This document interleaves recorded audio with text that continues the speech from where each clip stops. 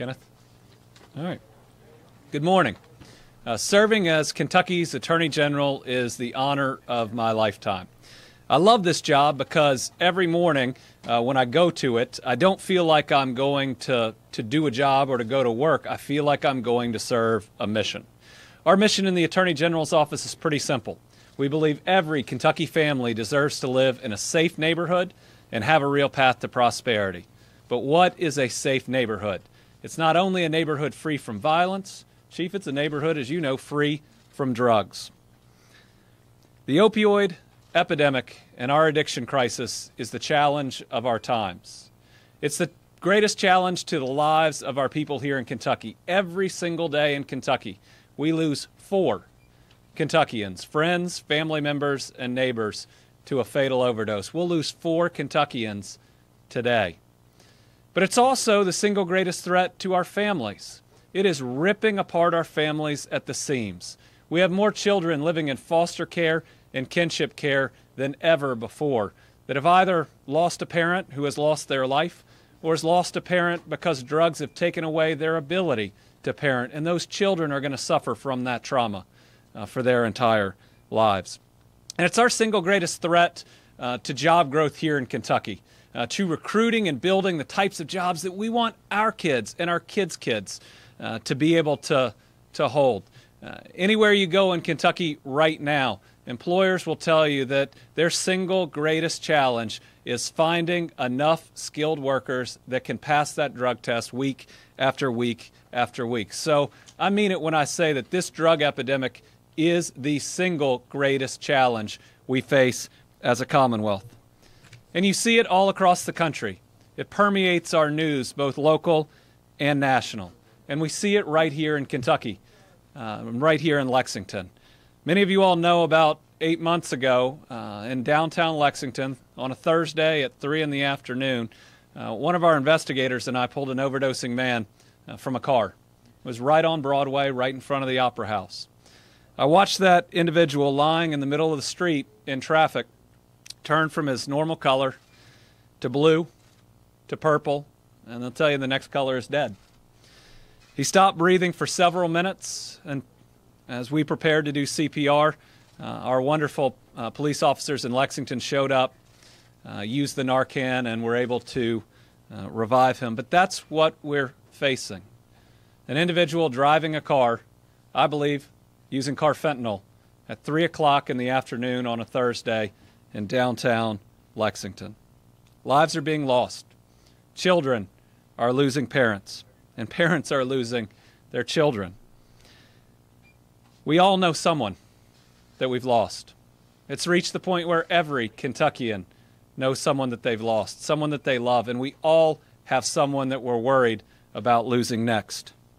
It's the root of so many crimes, whether it's domestic violence, theft, child abuse, scams, or even human trafficking. My office is working to address this epidemic on a number of fronts. On the law enforcement side, we work on a DEA task force to chase the worst of the worst fentanyl and carfentanil dealers. Our Eastern Kentucky Appalachian HIDTA task force continues to pursue rogue doctors and pharmacies that would flood our communities with illicit prescription pills. We're hosting drug forums all across this Commonwealth to continue to raise awareness. We're pushing for common sense legislation that supports law enforcement and directs funding to treatment, recovery, and education.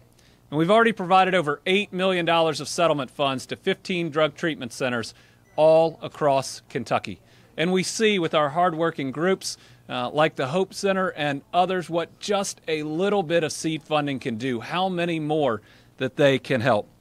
And we've provided $2 million to a rocket docket to get those who are using but not selling drugs out of the court system and into treatment as quickly as possible. We're also working to hold those multi-billion-dollar drug companies responsible for some of the damage that they have caused. We have national distributors and manufacturers that we believe have knowingly flooded our communities with pills that they knew were addictive, but marketed them as otherwise. And while they made their billions, our communities suffered. Your Attorney General's office doesn't believe in punishment. We believe in accountability and responsibility. And that's the basis for each and every one of these suits that we have filed. And we're working with other states to press insurers to adopt financial incentives for prioritizing non-opioid means of pain management. But we know one of the most important things that we can do to help prevent addiction in the next generation is to safely dispose of unused prescription medication. The Journal of American Medicine estimates that 80% of people using heroin right now became addicted through prescription pills. And that's pretty profound. What it tells us is for 80% of people who are using heroin right now, they didn't make a decision to buy a street-level drug until they were already actively addicted. And for 70% of the people out there abusing prescription pills, they're not their pills. They're from a friend or a family member. It tells us the most dangerous place in each and every one of our homes, the most likely place to cause addiction with our kids and our grandkids, is the medicine cabinet. But for so many parents, I remember when I became a parent, when you go through your house to try to make it as safe as possible for your children, you put the plugs in the outlets, you anchor the furniture, but so many parents don't clean out that medicine cabinet. That's why we launched the Kentucky Opioid Disposal Program last year, a pilot program in 4 counties aimed at cleaning out each and every one of the medicine cabinets in that community. We provided 10,000 of these pouches each to 4 Kentucky counties, Perry, Floyd, McCracken, and Henderson, in an effort to try to make each and every one of those homes safe and to allow families to make a real impact on this opioid epidemic in the less than a minute it takes to use them. And we launched this program because as we looked around, we asked the question, if you want to get rid of that medication, if you want to make your home safe, how do you do it? And at that time, hospitals wouldn't take them back.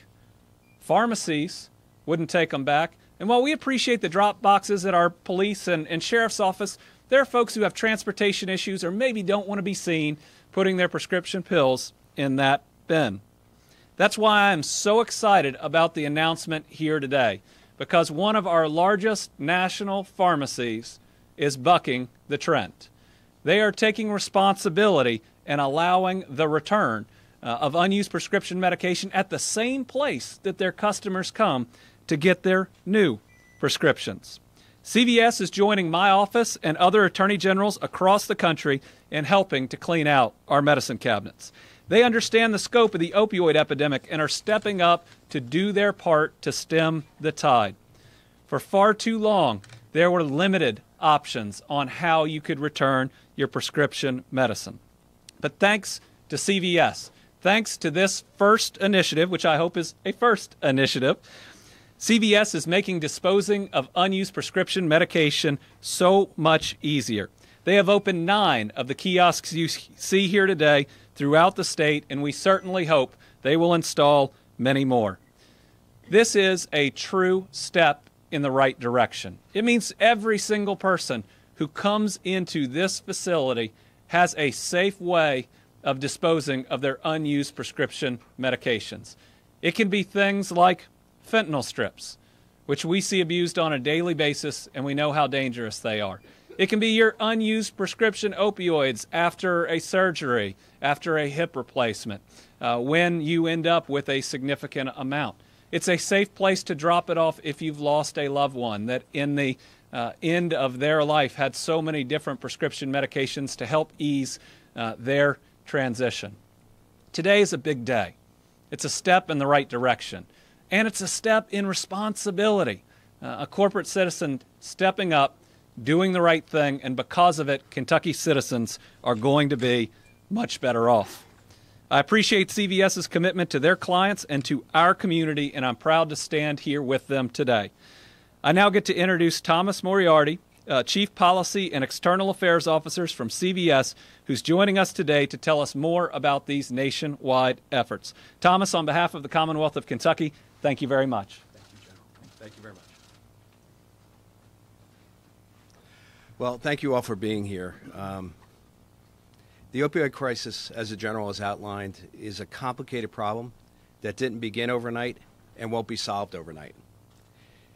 It started more than 20 years ago, and in the last 2 decades, Opioid prescribing rates have tripled, and deaths due to drug overdoses have reached approximately 60,000 annually. These are sobering statistics. A byproduct of the overprescribing of opioids is that these powerful medications are stocked up in medicine cabinets across this country, where they can be misused, abused, or diverted. Since 2014, we have been working with local law enforcement to provide opportunities for patients to safely dispose of unwanted medications at more than 850 police departments across the country. And through this effort, to date, we have collected and disposed of more than 140 metric tons. That's 300,000 pounds of unwanted medication from medicine cabinets. All right. Thank you, General. Today, as the General indicated, we are expanding our drug disposal collection program with the addition of kiosks like this one at 750 of our retail pharmacies across the country. In Kentucky, we've added 9 in-store collection units to the additional units we've donated to police departments across the state. Our safe medication disposal program is just one, though, of the initiatives we've undertaken to help prevent opioid abuse and drug addiction in our communities. In another example, since 2015, CVS Health has operated a program that we call Pharmacists Teach. Through this program, our pharmacists speak to students at local schools about the dangers of abusing prescription drugs. Here in Kentucky, our pharmacists have reached nearly 3,000 students to date with the message that one choice can change everything in their lives. And as I arrived here today, I was told that just last week in Louisville at a high school, we did a program that covered 850 students. This commitment is real. It's our pharmacists who volunteer their time to go out into the communities and talk to the kids about the dangers of just one bad choice. To further combat this epidemic, we also, though, have worked to increase access to the overdose reversal drug naloxone, also known as Narcan, in 46 states and counting, including here in Kentucky. And we have invested hundreds of millions of dollars to conduct nearly 2.8 million hours of training with our pharmacy teams over the past 5 years to assure that we are in compliance with federal and state controlled substance laws and regulations.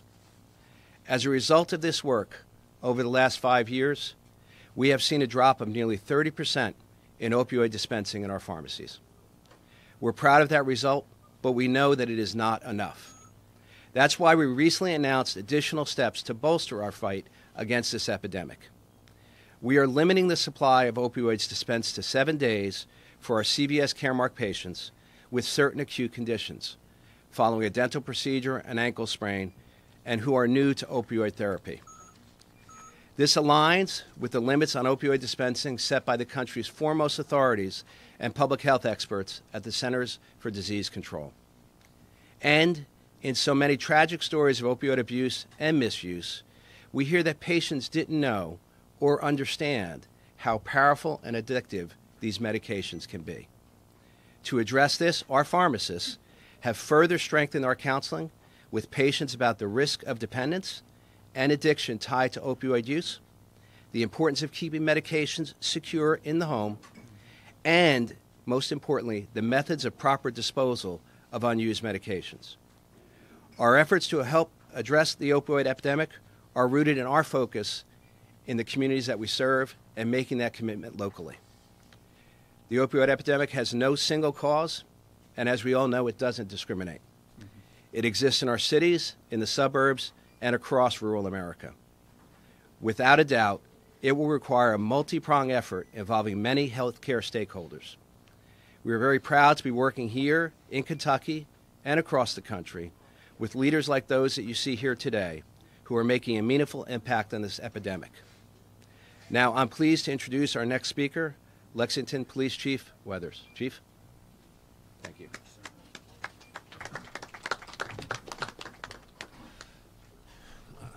Thank you all for coming out, and I just want you to know that this is truly historic.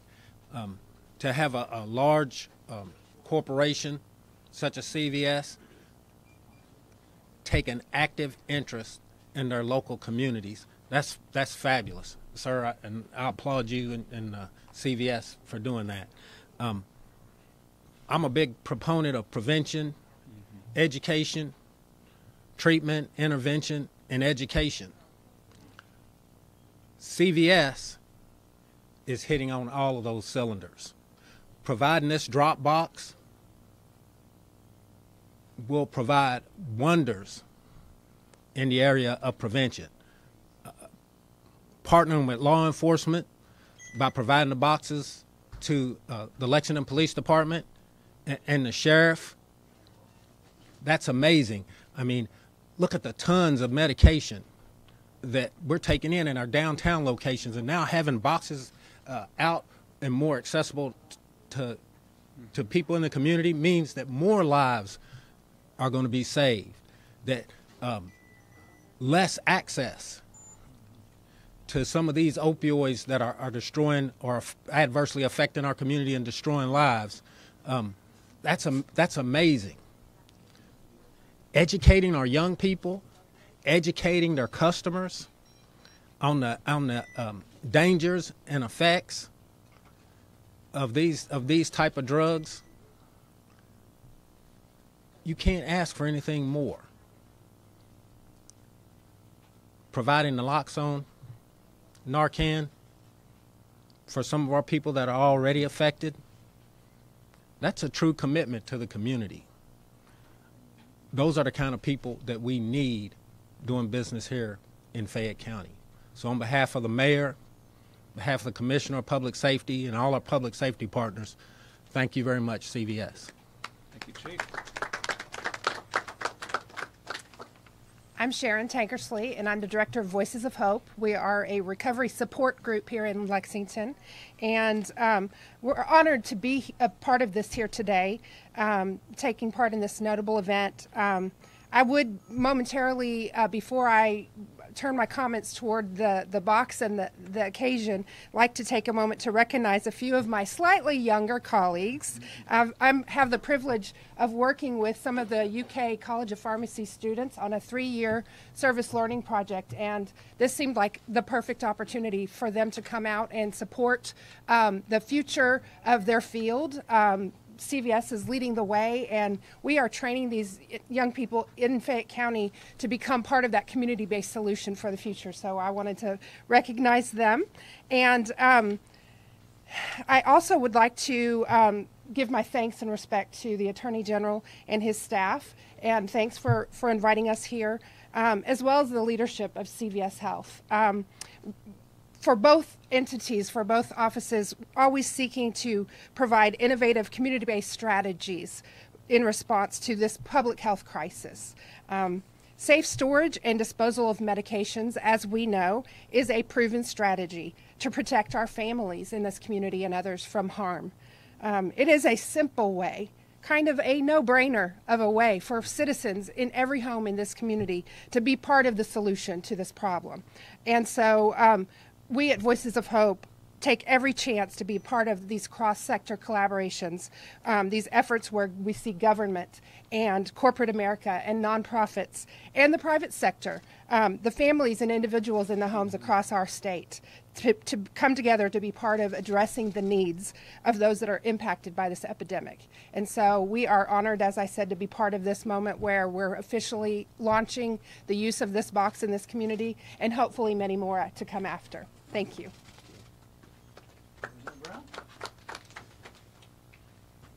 Good morning. On behalf of the 77th Legislative House District, I bring you greetings this morning. Thank you to CVS and to Attorney General Beshear, a Freudian slip. You can't answer questions on that.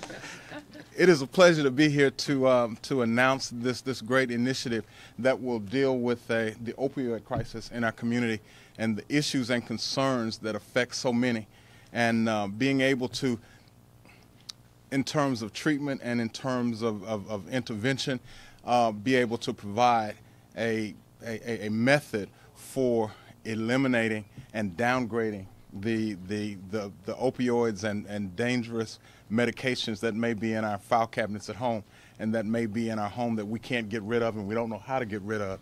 This will give us an opportunity to expedite that. And thank you to the young people it is critically important that you all step forward and that you all are stepping forward to make sure that your peers understand how difficult this problem is.